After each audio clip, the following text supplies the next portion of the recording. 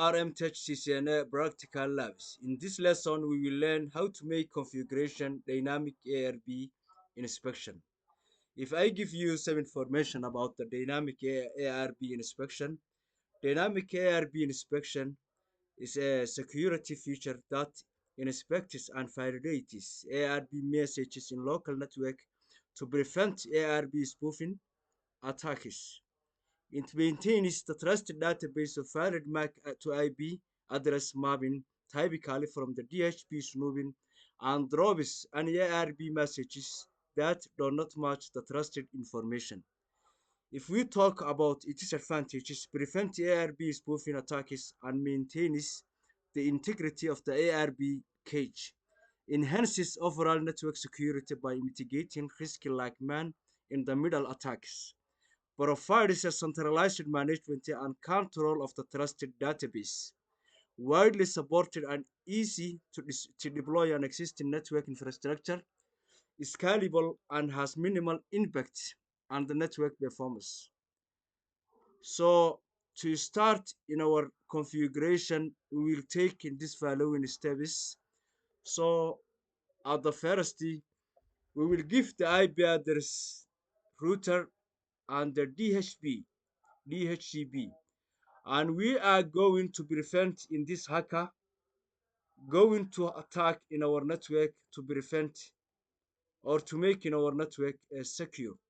So come this router and click the CLI, no, enable config interface range fast interface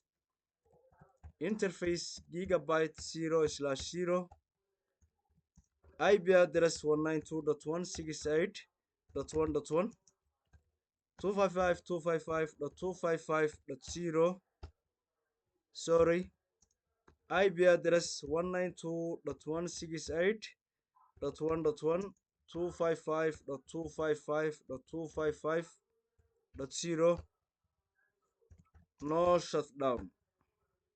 Now we assign the router the default gateway.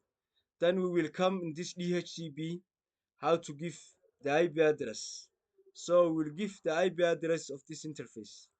So click the DHCP and come to IP 192.168.1.200,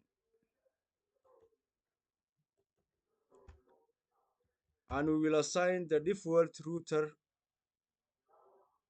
192.168.1.1. So now we make the in our first step IP addressing. So in our next step, the IP addressing plus surface DHCP. So we will assign this DHCP give IP addresses for these hosts. So come this DHCP and select surfaces and select DHCP and make on and name in here test1, and we will assign here the default gateway 192.168.1.1, the IP address of the router. So we did not assign any DNS server. The starting IP address will be 10. Then at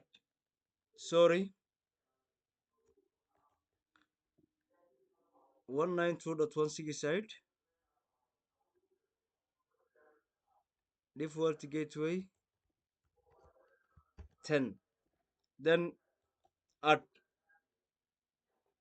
so we will test if the hosts can receive the IP addresses from the DHCP or not. So click the PC and come desktop IP and select DHCP. As you see in here, the hosts can receive the IP addresses from the DHCP. So test this another host or this another PC. and also it receives,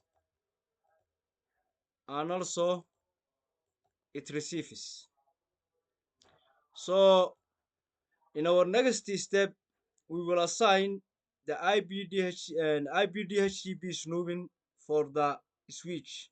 So come this switch and come to CLI, enable config IBDHCP snooping. So we are going to assign that two interfaces. Let me check if FS01 and FS02 to make the configuration of trust IBDHEB snooping trust.